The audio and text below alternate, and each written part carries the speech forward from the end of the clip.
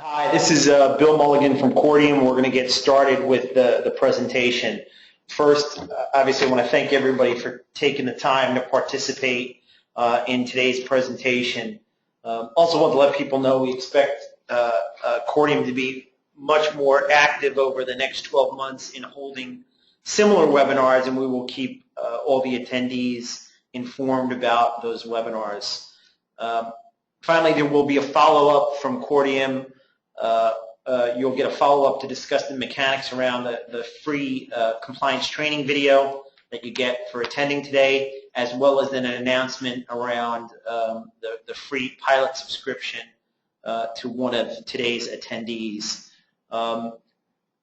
Happy for today's presentation to be interactive, so to the extent that that you have a question, we would encourage people to ask questions. I think the easiest way to do that would be on the right-hand side of your screen. I believe you can go into a chat room there and submit questions, and somebody that's working with me here at Cordium will let me know when questions are in there, and we will do our best to answer them.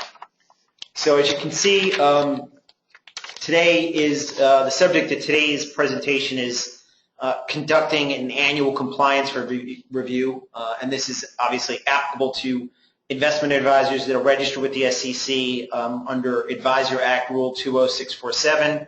You can see my name is Bill Mulligan. I've got a somewhat lengthy title these days. I am the group president of Cordium, as well as the CEO of our Cordium US and Cordium Software. The agenda today, we're going to do a short little blurb just on Cordium as a firm, who we are, what we do. And then we're going to dive into the substance of the topic today, which is how to conduct an annual compliance review. Number one, we'll talk about what the SEC wants to see.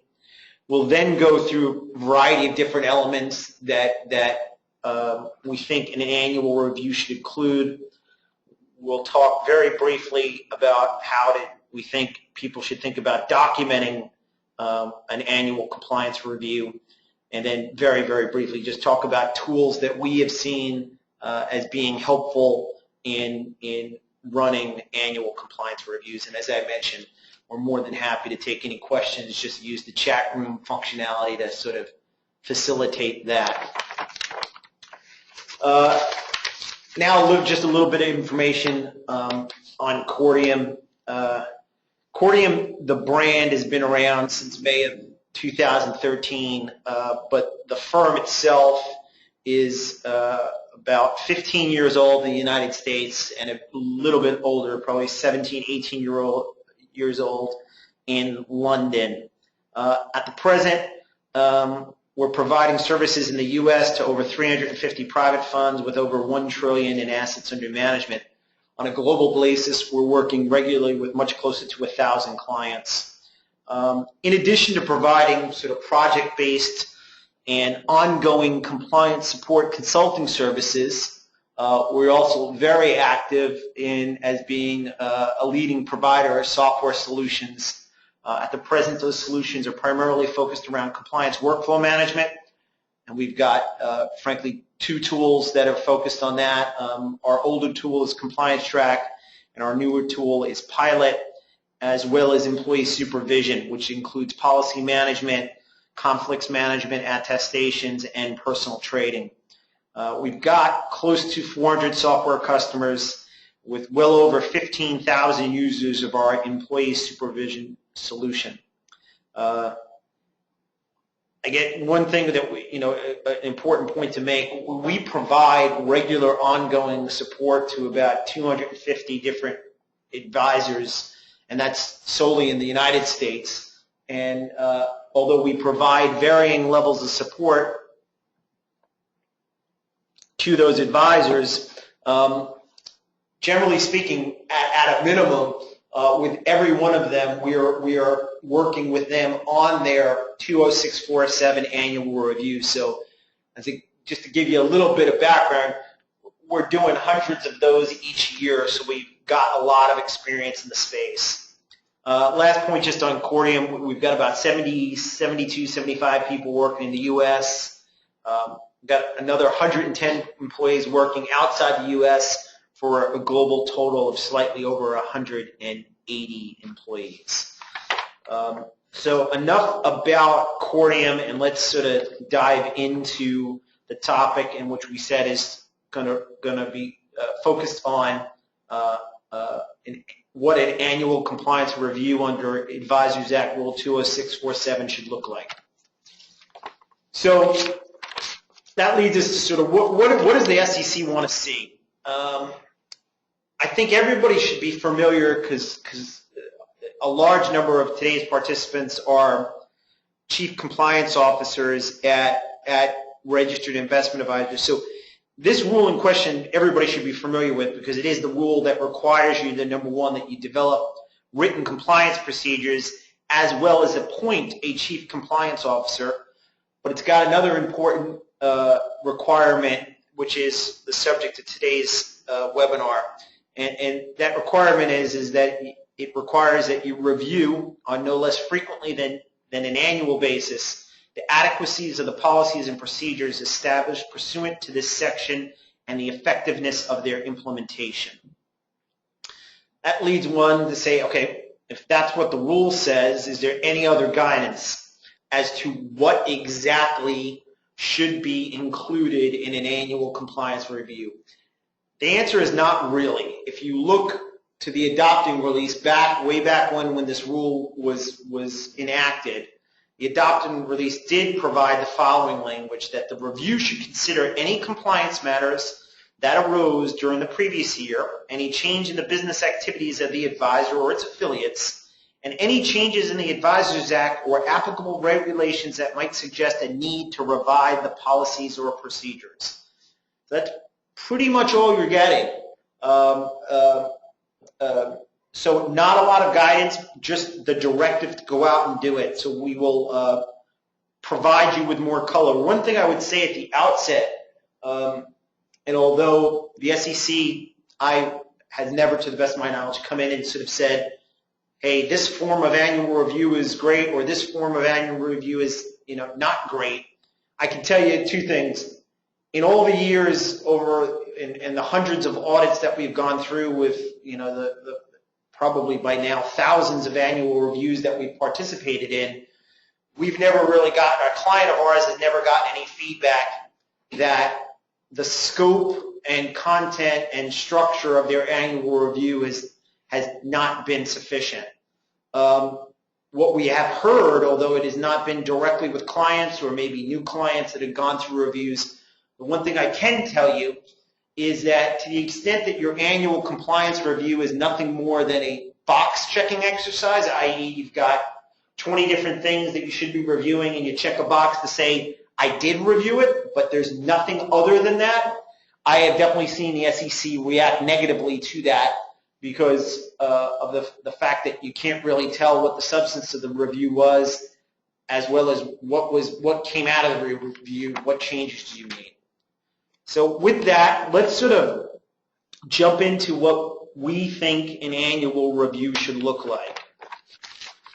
I think the first thing that we normally work with clients on in performing an annual review is, and we call it really just taking an inventory. Let's go out and take an inventory of the compliance obligations that are applicable to your firm. To a great degree, if you're a registered advisor, there's going to be a lot of overlap in these inventory items, but there should be things that are unique to your firm based on your strategy, your style. Clearly, as I said, there may be some other regulators or regulatory obligations that may be relevant to you that you would want to include in your annual compliance review. You'll see we've given you sort of a sample list of possible inventory items, but again, it's got to be unique to what you're doing. Let's just review some of these and maybe provide a little bit more color around the edges. We'll talk about this one a couple of times, but access person reporting, again, this is going to be reporting that's done by your employees that are access persons under the Code of Ethics, which will relate to their personal securities, transactions, restrictions, reports, whatnot. Definitely required record keeping. So, you're as an advisor registered with the SEC, you're subject to a very detailed record keeping rule, and your review should include a pretty comprehensive review of the rule versus the reality of the records that you keep and your ability to access those records to make sure that, as required, you are complying with the relevant aspects of the record-keeping rule. Next area that we think and is very important, because I'll make the point potentially a couple of times today that the regulatory regime applicable to SEC-registered investment advisors is somewhat unique as compared to other regulatory regimes. It's a disclosure-based regime. So unlike if you were to register as a broker-dealer, unlike if you were to register with the CFTC, unlike if you were to register in certain other non-U.S. jurisdictions, nobody really has to take a test, generally speaking, to become an SEC-registered advisor. If you're a state-registered advisor, certain states may require certain state personnel to take different types of series exams, but on a federal basis, all you need to do is you fill out that ADV. And that ADV, if you sort of try to ignore the legal mumbo-jumbo that's in it, it's really a review of what are the relevant topics that you should provide detailed disclosure on out to prospective clients, investors, whatnot, as it relates to your business. So clearly, a very big point of the annual review should be to ensure that you're reviewing that, are you complying with all material disclosure requirements? Is all the material information out there? Is your ADV being properly updated in a timely manner? What we will work with most clients in this area will be also the consistencies of the disclosures you're making. So although a focal point will be the ADV, there are a lot of avenues through which investment advisors, especially those who operate private funds, make disclosures. So is your offering memorandum for your fund or funds consistent with your ADV? Are your marketing decks consistent with your fund documents and your ADV? Are your RFPs and DDQs consistent with your fund documents and your ADVs and your marketing decks? So that should be a real big focal point as an inventory item. Clearly, there will be other rules around like privacy policy procedures. You'll want to do a review to the extent it's applicable to your strategy, trading-related controls, so that could be best execution, investment allocation practices, the use of soft dollars. But again, it's got to be unique. So, I mean, to the extent, let's say you're a private equity registered investment advisor, you're probably not going to be doing a trading-related review. Same thing would be true as if you were an investment advisor that only made allocations to other managers and did not engage in trading yourself, so your annual review would not need to include it. So again, it needs to be relevant to what you're doing. Another inventory item is always going to be around regulatory filings. So if you are an active filer and sort of call it the 13D, 13G, 13F space, your annual review should touch on that, as well as Section 16 filings, Hart-Scott-Rodino, but it could be other filings. Inventory items might be around AML, or as I said, updating of marketing and selling documents. If you have compliance requirements as it relates to the updating of those documents, that there are certain approvals that need to be in place, your annual compliance review should include a review of that and how well people at your firm adhere to those requirements. So you said before, this is sort of a sampling of possible inventory items. Again, there will definitely be cases where there will be additional inventory items that may be applicable to certain advisors, and they should really customize that. And the key here in doing this inventory review is really having sort of a comprehensive list that presumably you're going to update on an annual basis, and you're basically able to tag each inventory item to follow through, and that it's been done, and it's either been done correctly or incorrectly or not done. And that will lead the inventory review into a gap analysis, and potentially as part of an annual compliance review, identify gaps or holes that you need to fill, again, which should be documented as a function of your annual compliance review.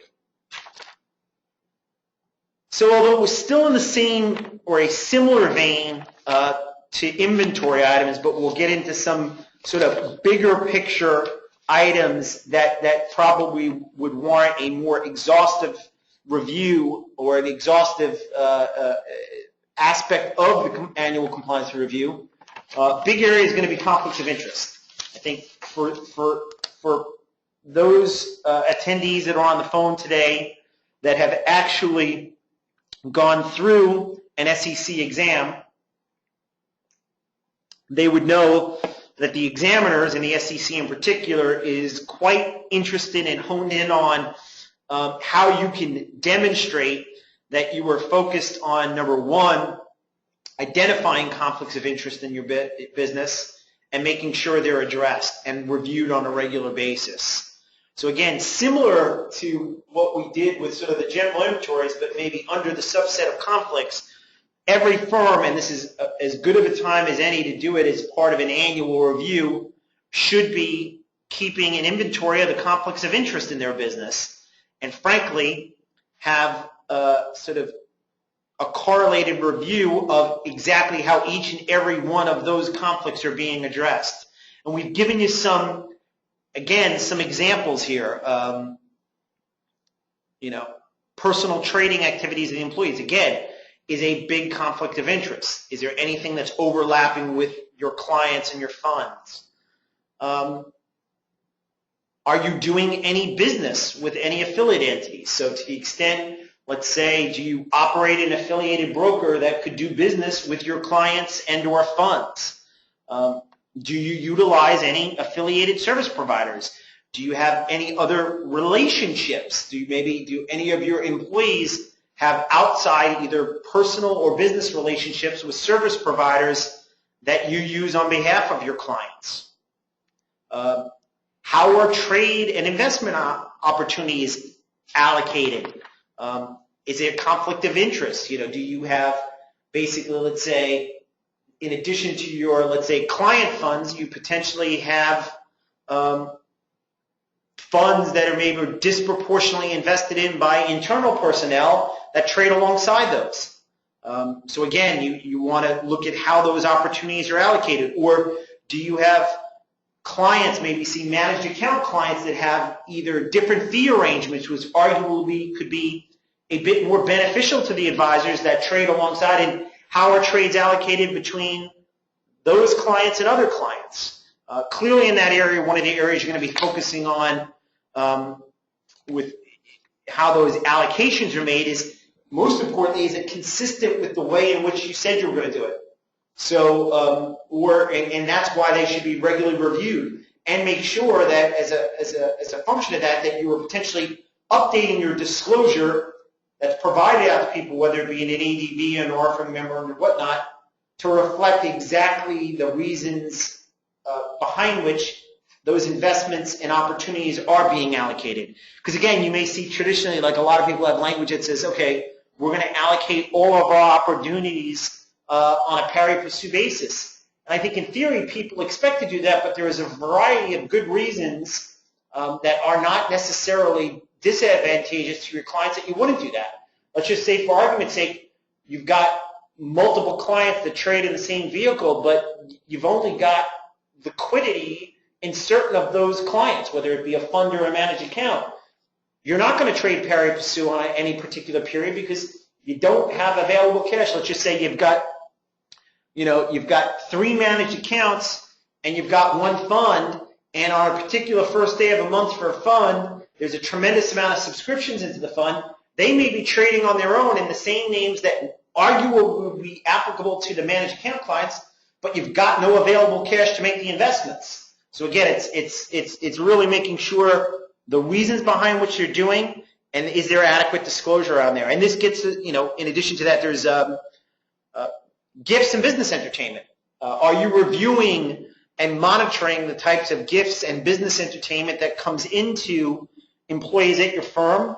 And does that present potential conflicts of interest? Is it arguably, can you demonstrate that it's done so in a way that doesn't influence the judgment being made. So again, if they're getting gifts or business entertainment for a particular service provider, can you evidence that it didn't affect the judgment as it relates to doing business with that supervisor or service provider? We mentioned here also political contributions, pay-to-play rule. That's obviously getting a lot of press these days because of the Trump-Pence ticket, where it's clearly going to have consequences as it relates to advisors that do business with public investment entities that are in the state of Indiana or affiliated with the state of Indiana. Another area where potential conflict of interest, expense allocations, that's been very hot with the SEC. Again, the main issue there, are you doing the allocations in a manner that is consistent in the way in which you told people you were going to do it? Because again, you'll see at the bottom we talk about these are all possible areas where we talk about the fact that these are potential conflicts of interest. And we talked about at the outset, the SEC is going to want to see that you've got mechanisms and policies and procedures and follow through in place to identify conflicts. But that begs the question of how do you address them? Well, 9 times out of 10, you're addressing those conflicts of interest through disclosure. You're telling people, we've got this conflict, and you should know about it before doing business with us. Because again, I probably should have mentioned this at the outset, but conflicts of interest in and of themselves are not necessarily bad. I can say a statement, though, on the other side, is undisclosed conflicts of interest are bad. Because that is usually how you address a conflict, by saying, it's there, you should know about it before you do business with me.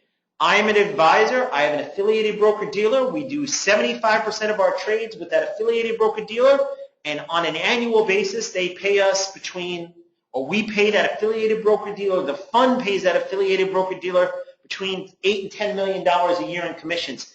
Now you know about it. You know that's what we do. I can give you the reasons why we do it. Could be a variety of what we say are pro-client reasons, i.e. because if we traded at another institution, those $8 to $10 million in commissions would be more like $16 to $18 million in commissions.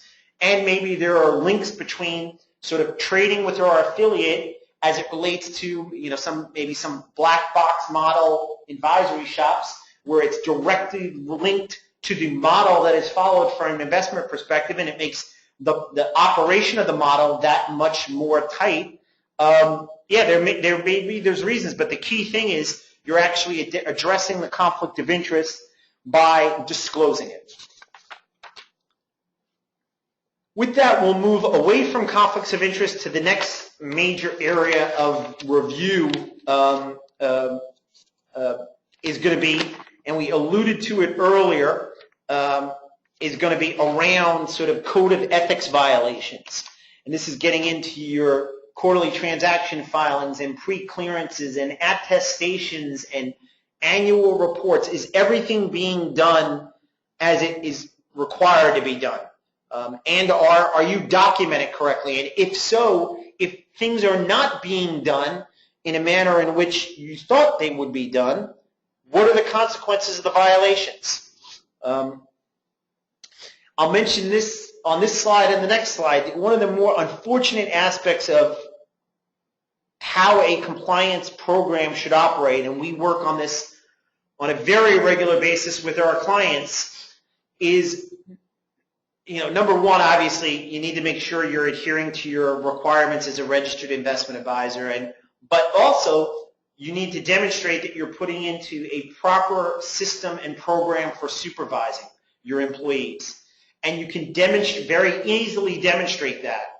And part of the operation of the compliance program should do that. And frankly, a function of that is protecting the firm. Because there are a lot of issues, and we talk about some other issues on this slide beyond just sort of code of ethics. It could be around, getting required approvals for marketing materials, or, sharing non-public information that you have about your investors or your clients. It's dependent upon employee adherence. So what you want the compliance program to demonstrate, and frankly should also be demonstrated in the annual review, is that you are on top of those employees. you are on a regular basis not only inquiring of them, but educating them of what their obligations are. And they are providing information to you, which is saying to you, I understand my obligations. I'm telling you everything I need to tell you. I'm doing everything I need to do. I'm reporting all the reports I need to report. Because when firms do that, and someone goes off, and the concept of notwithstanding all that back and forth, had done something that they hadn't told you they done, or engaged in something, opened an account and made a trade at an institution that they didn't tell you about, that system of supervisory check-ins and controls and communications will really help protect the firm, because you go, look, I do quarterly check-ins with our employees. We do annual training. These are all the reports they filed over the last 4 years. They file them timely. They tell me that they've disclosed every account they have, and it turns out that this person set up an account at some institution and didn't tell us about and made a trade in there that they didn't tell us about. This is on them. This employee, as I'd like to describe it, is off the reservation. The compliance program operated properly. The CCO and the compliance team did their jobs, and this person is at fault, not the firm. That's very different if you work at a firm where they say, oh, well, we give you a certain amount of training and hand you a document the first time you start. We don't really touch base with you on an annual basis, or we're not regularly reminding you or requesting you to tell us stuff. Then it becomes, is the program operating correctly? And the employee says, well, I didn't know I needed to do that. Nobody really told me about it. I opened a new account 2 years later.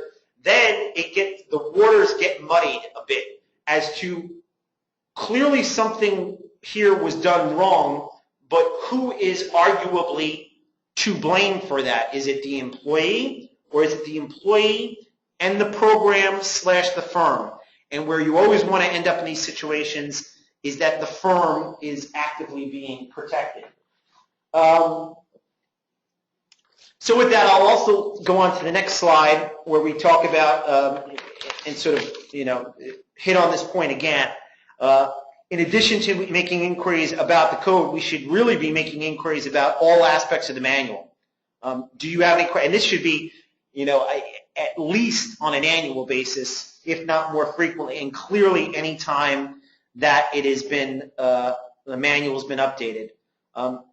Another important piece for an annual review should be, I think, to the extent that issues were noted in an annual review, there should be a function of training that maybe would be referenced in an annual review to say, look, we noted 3 issues that arose under the program during the past year, and it should be noted in sort of digesting this annual review that we're going to provide more in-depth training for our team on those issues. And then again, last point on sort of the employee check-ins is, even if, let's say, for argument's sake, you're not making changes to your program, the annual review should be an opportunity that you require everybody to recertify their commitment to the compliance manual and code of ethics, and that should be documented for the files. And it should go without saying, to the extent you've updated them, you should definitely be doing that. Another area that in this day and age an annual review should without a doubt cover, but I'm not going to get into a ton of detail, because I expect that we will do a dedicated webinar on this, is cybersecurity. It's obviously a very, very hot topic with the SEC. Sort of mentioned on this slide, clearly it should be looking at written procedures, the findings of any sort of infrastructure evaluations, obviously a critical review of any testing or phishing that was done, and any clearly reflective review of any training that had been provided, and again, in comparison to any issues. So if, let's say, for argument's sake, your testing or phishing reflected some weaknesses in the cybersecurity program, the training should be focused on addressing those weaknesses. This then leads us to another aspect of the annual review that should, without a doubt, be covered. I think it goes without saying that everybody knows that, especially in the private fund space, the operation of an advisor's compliance program is highly dependent in many instances on its interactions with service providers, whether they be lawyers or fund admins or compliance consultants or audit shops or accounting service shops, whatnot, where those service providers either play a role in the operation of the program, or they're coming in and out of the program, or they're getting information about the firm. So that annual review should also be used as an opportunity to document that the advisor is going out and making inquiries of those service providers, reminding them about the compliance policies and procedures that the firm has adopted that is relevant to the relationship with the service provider. And that we've given some examples could be around safeguarding non-public information. So again, you've got a lot of non-public information about your investors that are kept at a fund admin.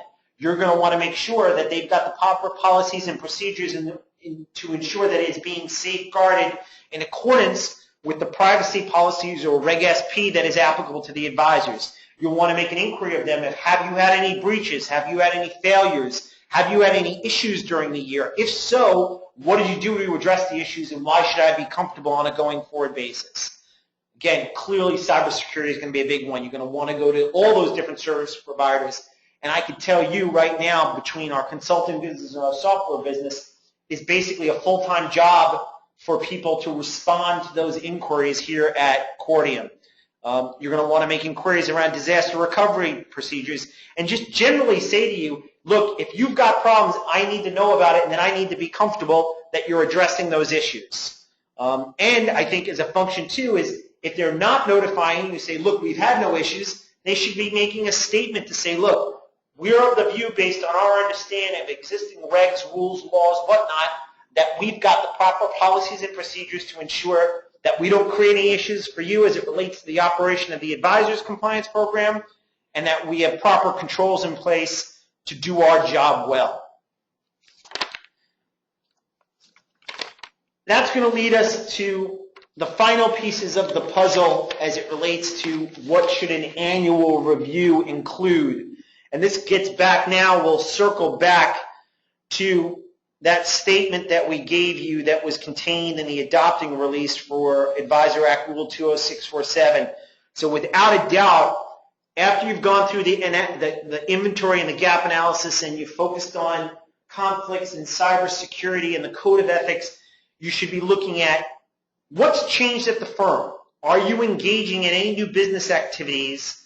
And do those new activities warrant potentially modifying your compliance program or adding procedures? And this could be, do you launch new funds or products? Are they potentially regulated by a new regulator? So now maybe you've got a 40 Act registered product, or you've got a product that now requires you to register with the CFTC as a CPO or register with the FCA. Have there been any other changes in the business? Do you have new affiliated entities that potentially provide services to your clients or funds? Do you have new owners? Again, have you disclosed all of this? And what changes in your policies and procedures were needed to address this? So let's say, for argument's sake, I mentioned earlier that let's say you operated a private equity, only private equity strategies, and you didn't really have the need historically to have, trading related compliance procedures and follow through, but you brought on a new personnel and launched a new strategy. Well, part of your compliance review would reflect, hey, we've now had to develop these policies and procedures around best execution review and trade allocation review and other sort of issues that are relevant to this new business activity. You should also be looking at, which then again gets back to the adopting release, is are there any new regulatory developments out there? I think as people know, we've got this new Advisor Act rule out about business continuity. There's a proposal on AML, and I mentioned there's been a lot of movement on cybersecurity. Are you making changes in your compliance program as a function of that? You should also be looking, are there any big enforcement actions out there, the subject of which would trigger to make a change in my compliance program? Any sort of no action letters? Again, those are things that need to be reviewed and critically evaluated in determining whether you should be making changes to your program that would be documented as a function of this annual review. And finally, I think we usually work with our clients and the CCO in particular to just sort of do a review of some other aspects of the compliance program, like i.e., what kind of resources are you devoting to the program and how does it compare on a year-over-year basis? So, we spent $100 last year. The firm doubled in size. Does it mean we need to spend $200? No. But if you've doubled in size and increased your employee headcount by 50%, presumably there should be some increase in the compliance spend, whether it be internal or external, to show that your compliance program is evolving to reflect that growing business. And if you do expand your compliance team, what's their experience? And part of the annual review is we added two new compliance analysts, and they join us from firm blankety blank and blankety blank, and this is their history, which again will look like you're reviewing the overall program and the resources that the program has to operate properly. And I would say more often than not, the annual review will also include a view of the CCO and her or his view on the adequacies of the procedures.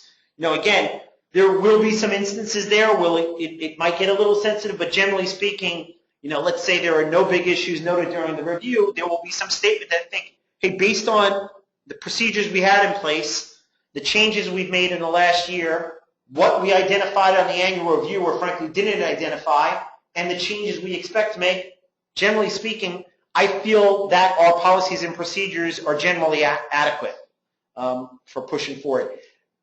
Obviously, to the extent, frankly, and I just want to make this point, to the extent that you do run an annual review where there are really significant issues noted, I think clearly the annual review memorandum and any statement on adequacy or whatnot is something that should be vetted with outside legal counsel, especially if there are real big issues. But if there aren't big issues, there should be that aspect of the review. So with that, we're going to move on to how to document a review. And again, I think it's very clear that the Advisor Act rule contemplates, from a record-keeping perspective, that you're going to have to document it, but doesn't exactly tell you how to do it. I think, as I mentioned earlier, we're definitely of the view that a bit more formal is better, as opposed to less formal, and definitely anything that is sort of akin to check the box is not going to be viewed terribly positively by the SEC. There should be, what I would say is, whatever is prepared should really tell the whole story. It should sort of spell out to you so the reader of which at one particular point in time is likely going to be the SEC, because they're going to ask to see a copy of it in an audit, will see, in reading the memo, I can really understand what was reviewed, what was found, and what was done. I mean, it's all encapsulated there, so I can get from the start of the story to the end of the story. Because if not, it could result in a lot of inefficiency in that you're going to spend a lot of time going back and forth, either potentially with a regulator, or maybe to the extent you have clients or investors that want to see copies of your annual review, back and forth with them to tell the fullness of the story. It looks like we have a question here.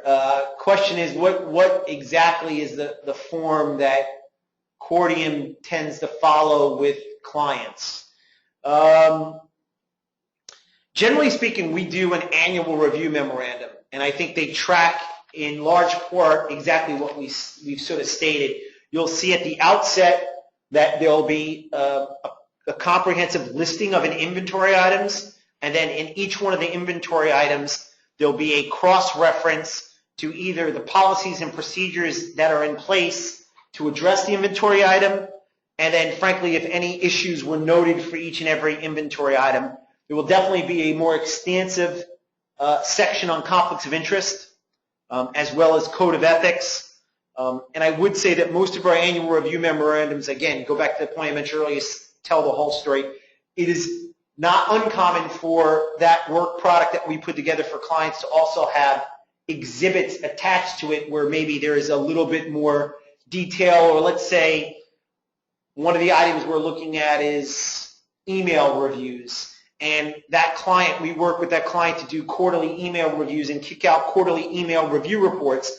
Well, we might not reinvent the wheel as part of the annual review, but we'll attach the email review reports for the prior year as an exhibit to the memorandum itself.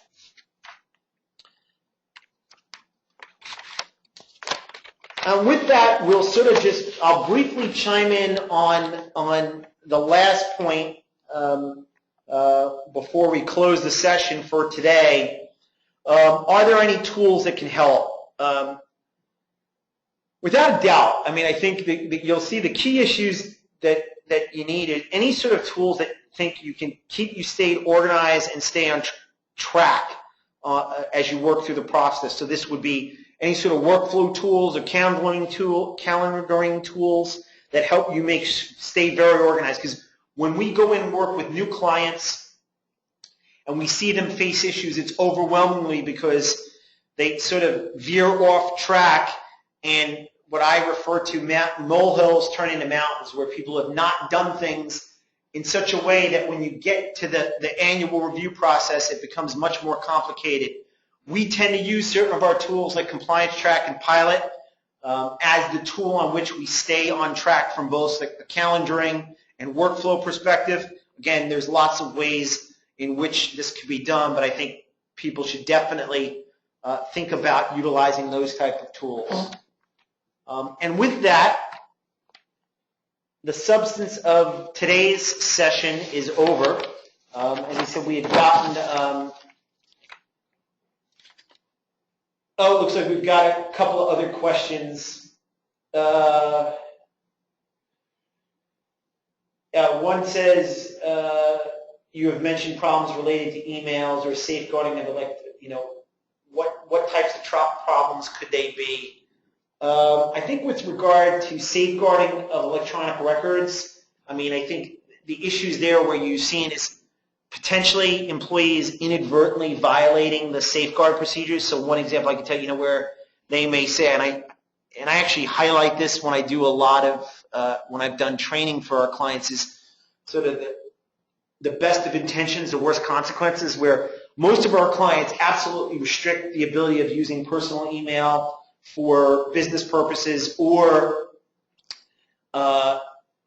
the moving of sort of protected non-public information outside both the physical and IT safeguards of an advisor. And this is an area where we've seen people have inadvertently done something wrong. So let's just say they were working on a project and part of it related to dealing with evaluating client data, and they wanted to do a really good job for their supervisor. And they said, I'm working till 11 o'clock at night, and I send certain documentation to my home email so I can go home, work on it further, get a couple hours of sleep, and then come back to the office. Well, technically, they violated their own policies and procedures, although it was done, which I say, in the best of intentions. So that is an example of that.